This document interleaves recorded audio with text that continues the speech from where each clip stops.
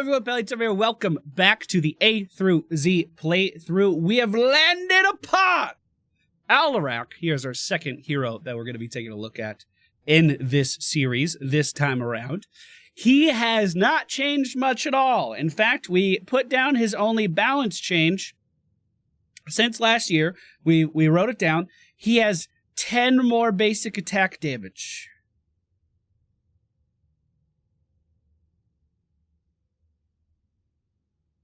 Yeah.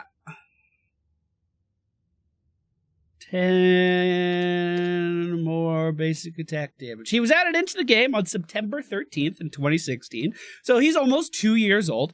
As of right now, he has a 51.9% win rate on HotS logs. And his most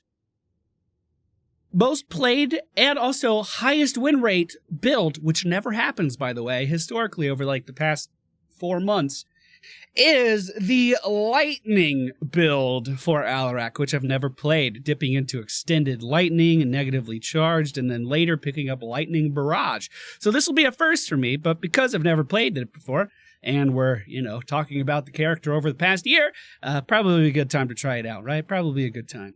You may notice the skin for Alarak, and it looks amazing. It was added into the game when heroes started expanding more upon their lore with the comic book series, and we got to learn a little bit about the Dark Nexus. It's him and his best buddy in the whole world, Ghoulish Daniel. Both of them got skins to go along with this theme, and they look fantastic. So, not a lot of balance changes to talk about for Alarak this year. He has been, and I hope will always be, one of those characters that if you really dedicate your time to learning how to play Alarak, you will be able to shine. You'll be able to show off your mastery of this hero. Very, very high skill ceiling, and I said the same thing last year. I know because we just watched the video. But if you're a pleb like me and don't play Alarak very often, you may struggle a little bit to shine bright like a diamond. All right, ladies and gentlemen, we find ourselves on the Infernal Shrines today. The friendly team Alarak, Tyrande, Jim Raynor, Kel'Thuzad motherfucking Zod, and Valera. The enemy team, Lucio, Samuro, Mephisto, and then Azmodan and Medivh. So Samuro is kind of an interesting character to play against Alarak because inherently he's going to be giving you a lot of quest stacks very early on. That's kind of why characters like that are starting to be phased out, I think, or become less favorable in the meta, let's put it that way. That's kind of why. Because there are so many quest stacking heroes in the game. We have another one right here, our Kel'Thuzad. Who is able to really punish heroes that step out of line, and just give them stuff to shoot at. So that worked.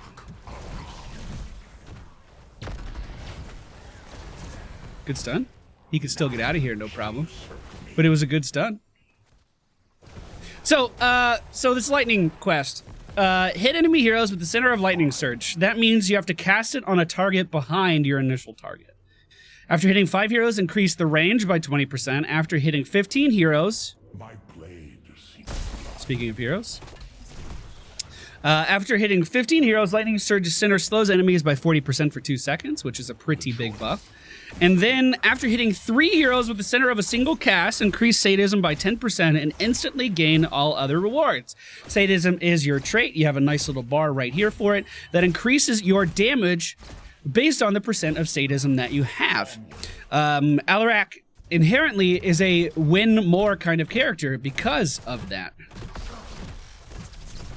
I'm kind of upset that I wasn't able to line that up a little bit better. He's a win more hero because of that. But the second Alarak dies, he's punished extremely, extremely hard. I'm not really looking to, fucked it up. I'm not really looking to push Samuro out of lane because he's just making me stronger. So I'm just gonna let him stay here. Now we're gonna pick, wow, what is happening? Now we're going to pick up Negatively Charged, increases Lightning Surge damage bonus to enemies between Alarak and its victim by 50%. There's another stack.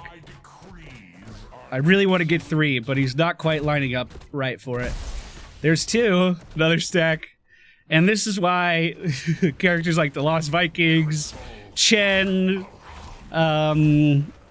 Rexar, and Samuro, they're so good to play against as Alarak, let's be honest. I'm not that upset, boys. I'm not that upset. Guess we can get one here. Never mind, he moved. So this is the real one, right? So the rework for Alarak actually didn't happen last year, but it was a pretty good rework when it did happen. It incorporated some of his baseline talents into what he does now, so his Q ability has the 2 edges on the side, kind of like Kylo Ren's lightsaber. That was added. Nice quality of life change there. We are already at 10 out of the 15 stacks we need for our quest. Oh! That was just 2. Damn. I'm feeling pretty good about our chances here with this lightning quest, man. I'm feeling pretty fucking good about it. Well, once again, I've never played this build before, so I don't quite know how it scales, but I'm assuming if it's the highest win rate, it scales up pretty well. Scales up pretty good. Valera is the first on the team to arrive up here in the top lane. That was the Alarak combo that you saw there. That utilizes his Q ability and his W ability together. His W ability is called telekinesis and allows you to move a target out of position. Speaking of which, we are going to get hindered motion here, which gives it a little bit of a slow as well. And then it also utilizes... Light up, damn it! It also utilizes our Q ability, which is called the Discord Strike, which does allow us to deal that frontal cone AoE damage, but also at the same time, silence a player for a pretty long duration, to be honest. It lasts a long time. Trying to get a little bit of a heal there as we're backing up. I didn't mention that about our E ability. Yes, we're focused on increasing the damage quite a bit, but it also has healing baked in. So we are going to be able to heal ourselves pretty consistently with this. Restores 92 health for each hero hit, which is, you know, pretty good amount. Pretty good amount. And you don't have to do the weird thing to, like, get the person in the middle to be healed. You could just attack him. His lane clear isn't that great, even though he's a mage, and that's usually what mages do. He's kind of an odd mage. He's more of a melee assassin style mage, even though almost all of the damage that he does is going to be done with spells, even though he did get that 10 attack damage increase over the course of the year. Actually, not really sure why they gave him that. I really want to get that angle right. I feel like I'm kind of playing like reverse Diablo. Like instead of looking for walls, I'm just looking for minions to be behind my target. Meanwhile, on the bottom lane, Azmodan's just kind of been pushing. I suppose I could have responded to it a little bit faster. I imagine he's going to be backing up soon. So every time we land this, we get more damage? What the fuck? Every single time? We'll go ahead and move. You could self-cast telekinesis like I just did by holding Alt and pressing W, and it'll push you in the direction that you're traveling, which is pretty good for Alarak's escape. Does allow him to move around pretty easily. Valera has spotted this going on, and believe me, I want to help out. Hey, bud. Yeah, you go get him. I'm gonna finish this off. I didn't pick the real one. Excuse me, sir, this is my camp. Respect my authority. Gonna try to get a heal on the way out. Not looking to trade too hard into this, although Valera, on the other hand, definitely is. I didn't finish him off. I'm sorry, Valera!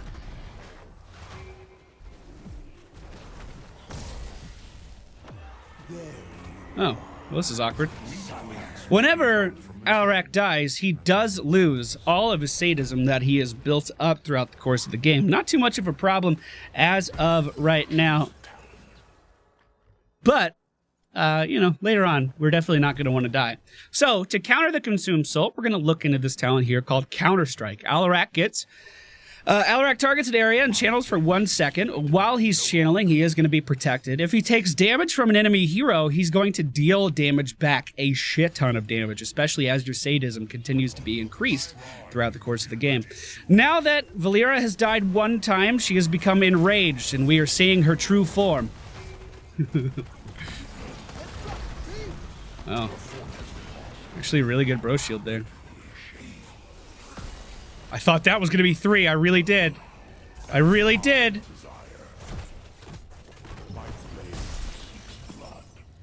Hold on, can we keep this going? I potentially could have moved Azmodan into the ult there of Kel'Thuzad if I was thinking a little bit faster. That's actually one of the most fun parts of playing Alarak, is like environmental effects that normally everyone just kind of moves out of. You could punish them for even being next to it. So boss roots, this is a great map for that, but the Punisher leaps, if you could pull someone out from behind a wall, like that's really, really good and really, really rewarding. We're going to go ahead and sippy cup here and try to join in on this fight. The enemy team already has 15 monsters slayed, so we probably need to get in here relatively soon.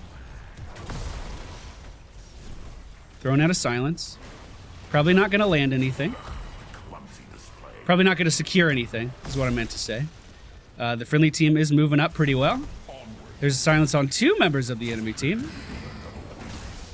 There's some of that damage I was talking about with our Counter-Strike, although, of course, because we used it, we are vulnerable to the Consumed Soul, which is being cast right now.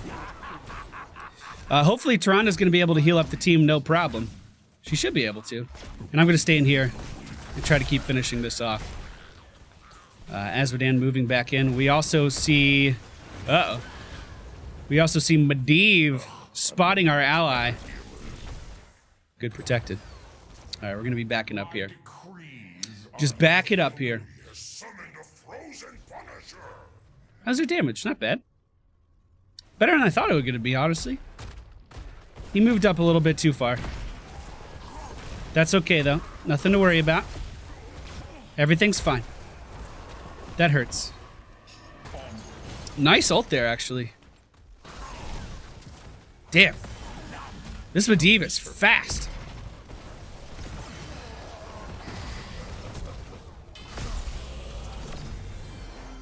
Oh, man. So every single time I'm going in with my Q, Medivh's ready. He's giving protected to not only himself, but that time he gave it to Lucio. He is really, really on top of protecting that damage. Was that my quest finishing? Did I hit 3 people? So my sadism is permanently increased by 10%.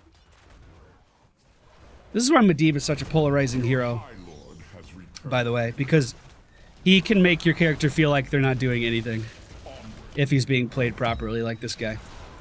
The enemy team is staying in here, trying to deal some damage. I mean, nice root, nice root, nice root. What? Did that ley line cancel his Consumed Soul? I haven't seen that interaction yet. That sucks, bud. That sucks. You should watch out for that. I missed.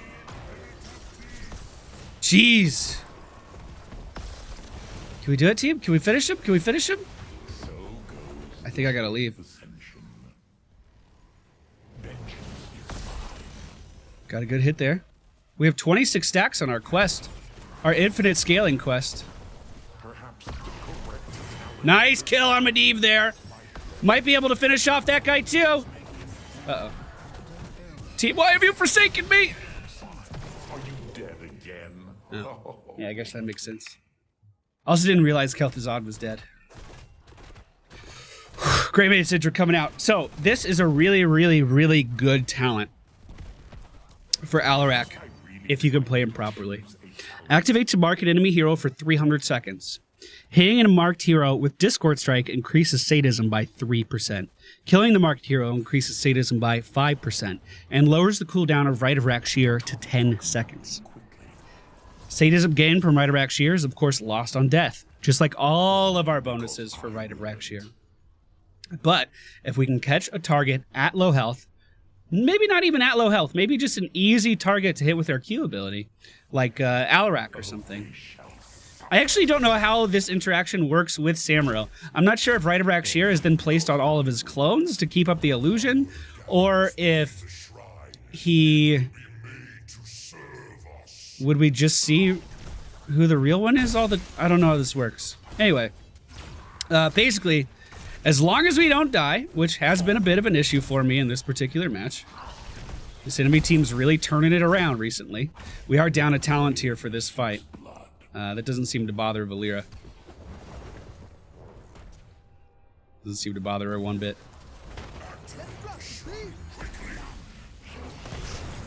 Oh, stasis. Okay, backing up, backing up, backing up, backing up. I could potentially interrupt that consumed soul as well. Just by moving him with telekinesis, but I didn't see where he went. Nice juke. Good try on the Tyrande stun as well. Baby girl, relax. You went in by yourself, down a talent tier. Fine. My blade keeps blood. Okay. Well, looks like we're giving this one up. We're also losing middle lane at the same time. Maybe we can kill him. So there's one stack of sadism right there.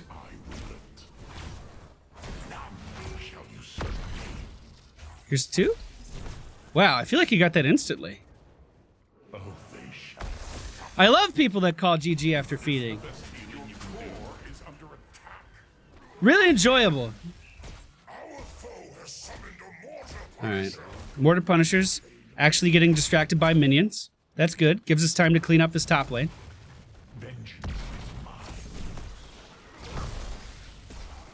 No, stop summoning.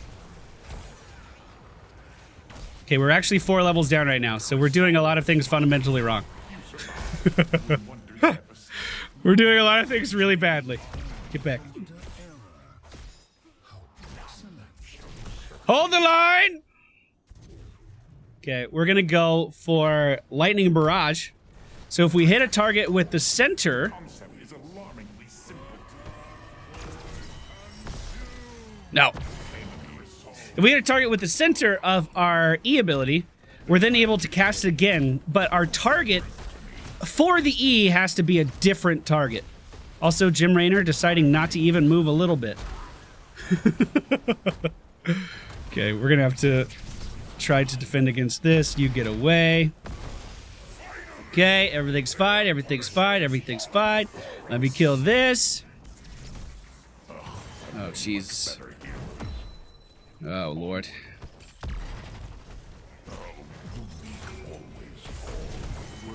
Nice, nice, nice. Core's dying up here. Hold on. Working on it. I'm working on it. Stop hitting the core, please. The choice is clear. Okay, dude, I'm trying to hold the line so hard. Try to hold the line so hard. I must leave, and I blame this If failure upon you. good news, team. The XP is coming to us. And they're worth a ton of XP because we're so fucking far behind. Jim Raynor, just now noticing his surroundings. Maybe we'll move away from impending danger. Hey.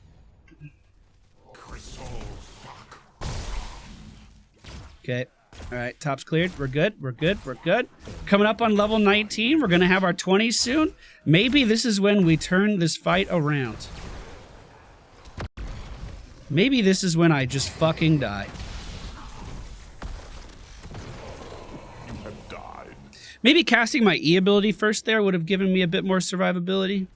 Also, you know, kind of nitpicking at this point, but Tyrande could have stealthed me with her ult, and I might have been able to walk away. But, I mean, I was the one who moved up. You know, it was my fault. Consume Soul coming out from... Wait, did she interrupt it? Are you allowing them to assault your core? Alright. Good dodge there. Oh, Medivh cheats! He has the talent, Medivh cheats! Good game, team. We all tried our best. I'm sure of it. You're allowed to be sassy when you play Alarak. You're allowed to. It's in, like, he was the first character who was added into the game, and he's like, you fucking suck. I've seen better healers. What are you doing with yourself? Why don't you go get a fucking job? These are all direct quotes from the character. So you have to embody it just a little bit. You have to embody it just a little bit. I've never played that build before, and it's hard. At least I think it's hard. I'm sure a lot of you Alarak mains out there are going to be sassier than normal down in the comments, but I tried my best. Extended Lightning at level 1, negatively charged at 4, Hindered Motion at 7, Counter Strike at 10, Rite of Rakshir at 13, which I never really got any value out of, and then Lightning Barrage at 16. At 20, I would have gone for this little talent here called Deadly Charge. But you can actually get both of your heroic abilities on Alarak. It always kind of bugged me that they're in a different order. Like, why wouldn't Deadly Charge, why is it not at the top? That doesn't make any sense. Why would you swap them? That's just confusing. But you can actually get both of your heroic abilities. This allows them to dive into combat and be really, really aggressive, which is quite fun. I wrote this down. Fixed an issue that allowed certain abilities to affect enemies in their own Halls of the Storm. Alarak used to be able to move people inside of the well for no reason. You could just do that.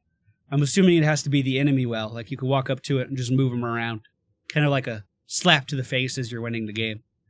Rite of Rakshir can no longer be removed when Samuro casts Mirror Image, or Chen casts Storm, Earth, and Fire. And Alarak's Deadly Charge will now always fire in the direction the player has clicked, instead of the direction that Alarak was facing.